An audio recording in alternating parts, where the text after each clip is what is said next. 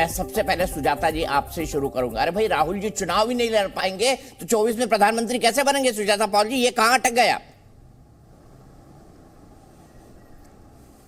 देखिए, राहुल गांधी जी जो लड़ाई लड़ रहे हैं वो किसी पद की लालसा में नहीं लड़ रहे हैं। वो इस देश के लिए लड़ रहे हैं, इस लोकतांत्रिक व्यवस्था के लिए जो इस संविधान के तहत भारत के हर नागरिक को मिलता है, पर जिस पर प्रहार कर रहा है आज एक ऐसी सत्ता जो नशे में चूर है, जिन्हें लगता है कि सब कुछ उन्हीं से शुरू होता है और सभी कुछ उन पर समाप्त हो जाता है, क्योंकि वो सोचते हैं कि वे सब पे भारी है। मगर यहाँ पे जनता जनार्दन होती है और जनता जो फैसला करेगी उसी फैसले के साथ ये देश चलेगा। इसलिए आज राहुल गांधी पर प्रहार हुआ है, क्योंकि वो जो संवैधानिक संस्थाएं हैं उनके प्रहार पर सवाल उठा रहे हैं, जनता के मुद्दों पर मुखर रूप से जवाब मांग रहे हैं इस सरकार से। मोदी सरकार डरती है, कायर है, और प्रधानमंत्री जी तो बहुत ही बेहद कायर है। इसीलिए आज जिस तरह की बातें इस देश में हो रही है, जिस तरह से नफरत का माहौल फैलाया जा रहा है, उसका वही कारण है। और जो मोहब्बत की बातें करते हैं उनसे तो नफरत करेंगे ही मोदी जी और मोदी सरकार, लेकिन देश के लिए खड़े होने का काम राहुल गांधी जी ने किया है और वो इस कार्य को करते रहेंगे।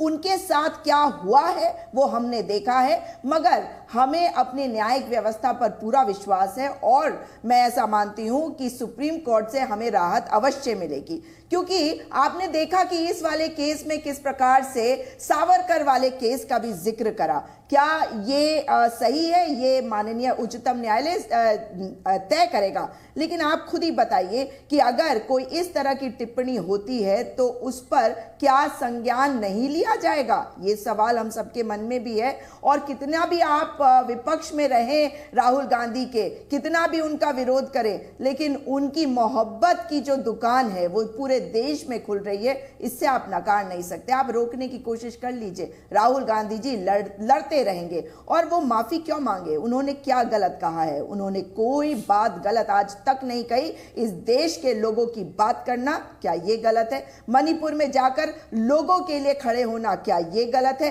क्या ये काम प्रधानमंत्री को नहीं करना चाहिए था? क्या हमारी जो बेटियां हैं जो सड़कों पे हैं उनके लिए आवाज उठाना वो गलत है? क्या हाथरस की बेटी के लिए आवाज उठाना ये कुछ भी गलत नहीं है सुजाता जी। उन्होंने मोदी सरनेम को लेकर जो टिप्पणी की वो गलत थी, ये कहना है कोर्ट का। ये सब चीजें तो है ही नहीं। वो कोर्ट में जो मामले गए हैं, सब केसेस आप देख लीजिए, सारे के सारे भारतीय जनता पार्टी के कार्यकर्ताओं ने किया है, तो उनका तो वेस्टेड इंटरेस्ट है ही। मगर मैं फिर कहूंगी कि हम माननीय न्यायालय का सम्मान करते हैं और कितना भी उस पर हम टिप्पणी कर लें, आज हम देख रहे हैं माननीय उच्चतम न्यायालय की तरफ, क्योंकि हमें उम्मीद है कि वहां से हमें न्याय मिलेगा। और उम्मीद ही नहीं, यकीन भी है। ठीक है, मैं सीधे आरती टिक्कू जी के पास चलता हूं। आरती जी, मेरा सीधा सवाल, कह रही है कि जानबूझकर निशाना बनाया जा रहा है राहुल गांधी को। आरती जी, आप सहमत है इससे? और ये पूरी बीजेपी का इकोसिस्टम है जो उनको निशाना बना रहा है। देखिए, राहुल गांधी का जो एक दौर था जब वो अरविंद केजरीवाल को कॉपी करना चाहते थे और अपने आप को एक रेवोल्यूशनरी दिखाना चाहते थे, डिसेंटर की तरह अपने आप को प्रोजेक्ट कर रहे थे, तो ये उस सारे फेज का, उनके जो पॉलिटिकल लेवल का जो एवोल्यूशन हुआ है उस फेज का कारनामा है। इसमें कोई भी आज की डेट में कांग्रेस चली जाए कोर्ट के पास किसी के खिलाफ भी, वो बीजेपी में हो या किसी और पार्टी में हो, ये अधिकार कि आप डिफेमेशन के लिए आप कोर्ट के पास जाइए, सबके पास है भारत में। सिर्फ बीजेपी के पास नहीं है, कांग्रेस के पास भी है, राहुल गांधी के पास भी है, प्रियंका गांधी के पास है। सो ये तो लॉजिक ही नहीं इस आर्ग्यूमेंट का। दूसरी बात मैं कहूंगी कि राहुल गांधी जी की जो लीडरशिप है उस पर कितना विश्वास है कांग्रेस को, ये हमने पिछले कम से कम 15-20 साल में तो देख ही लिया। उनका विद इन द पार्टी कोई नहीं चाहता, इनफैक्ट कई सारे लोगों ने राहुल गांधी को ओपनली पब्लिकली जो है क्रिटिसाइज किया, अखबारों में लिखा, लेटर्स लिखी गई कि राहुल गांधी लीडर नहीं बनने लायक है कांग्रेस पार्टी का। लेकिन कांग्रेस पार्टी को पॉलिटिकली ये सूट करता है कि राहुल गांधी को फेस बनाए, और कांग्रेस पार्टी को ये सूट करता है कि राहुल गांधी को एक विक्टिम की तरह पेश किया जाए। आपने उसका जो मैं कहूंगी फल है प्रोडक्ट है। आपने उसका कर्नाटक इलेक्शंस में देखा कि राहुल गांधी जो विक्टिम की तरह, मार्टर की तरह वो प्रोजेक्ट किए गए, लेकिन साथ ही साथ में वो लीडरशिप से बहुत दूर है, क्योंकि खड़गे जी को उन्होंने बनाया जो कि डायरेक्टली ऑर्डर्स तो गांधी फैमिली से लेते हैं। लेकिन अगर हारता है कांग्रेस पार्टी और अगर कांग्रेस पार्टी को कोई नुकसान होता है तो वो भी खड़गे जी को ही मिलेगा। लेकिन कोई अच्छा काम होगा तो वो राहुल गांधी जी को उसका श्रेय मिलेगा। तो ये अच्छी सोची समझी स्ट्रैटेजी है, मुझे लगता है बहुत स्मार्ट पॉलिटिकल स्ट्रैटेजी है। फाइनली कांग्रेस पार्टी को ये समझ आया है कि राहुल गांधी को किस तरह से प्रोजेक्ट करना है, कहां पे वो स्ट्रेटेजिकली उनकी जरूरत है और कहां पे नहीं जरूरत है। तो एक डिस्टेंस बनाए रखा जो है कांग्रेस पार्टी ने राहुल गांधी के साथ। और ये जो केस है, उस केस की वजह से तो मार्टरडम और विक्टिमहुड का वो कार्ड बहुत अच्छे से इस्तेमाल हो सकता है इलेक्शंस में।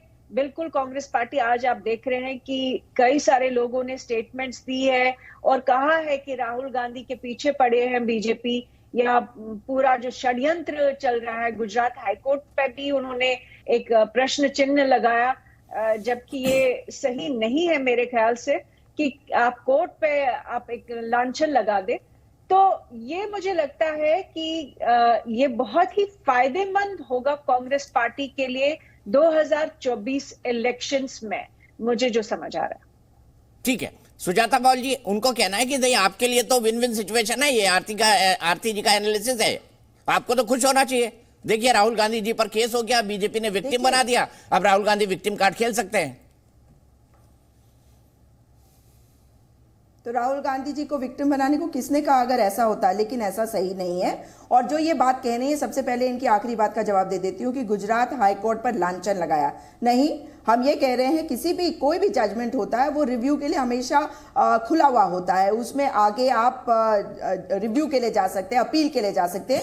तो ये कहना इनका सरासर गलत है। परंतु ये जो बात कह रही है कि डेफेमेशन के लिए कोई भी जा सकते हैं, कांग्रेस पार्टी भी जा सकती है, तो ये कौन सा वाला तर्क है? हम बात कर रहे हैं उस केस के बारे में जिसमें राहुल गांधी जी के ऊपर डेफेमेशन किया गया और एक चुनावी भाषण को लेकर। इस तरह से अगर हम देखेंगे तो कितने ही ऐसे भाषण दिए हैं प्रधानमंत्री ने या भारतीय जनता पार्टी के नेताओं ने जिस पर सवाल उठ सकते हैं और जिस पर डेफेमेशन भी किया जा सकता है। लेकिन आज ये बात सच है कि जिस तरीके से आज भारतीय जनता पार्टी पीछे है।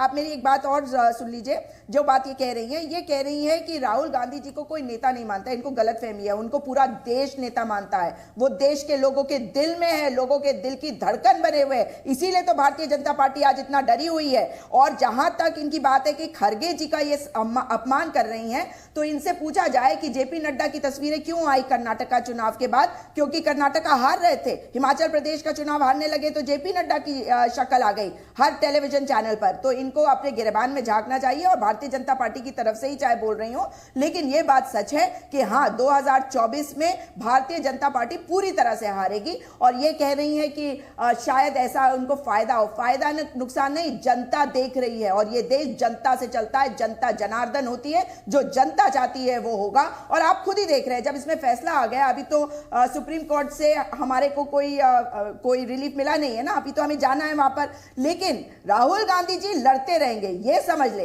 ये कोई उन लोगों के वंशज नहीं है जो माफी मांगते फिरते हैं, इसलिए माफी मांगने वाले इस तरह की बातें करेंगे क्योंकि वो डरे हुए हैं, और वो डरे हुए हैं राहुल गांधी से जो इस देश के लिए आज लड़ रहे हैं। जी ठीक है। जी न्यूज़।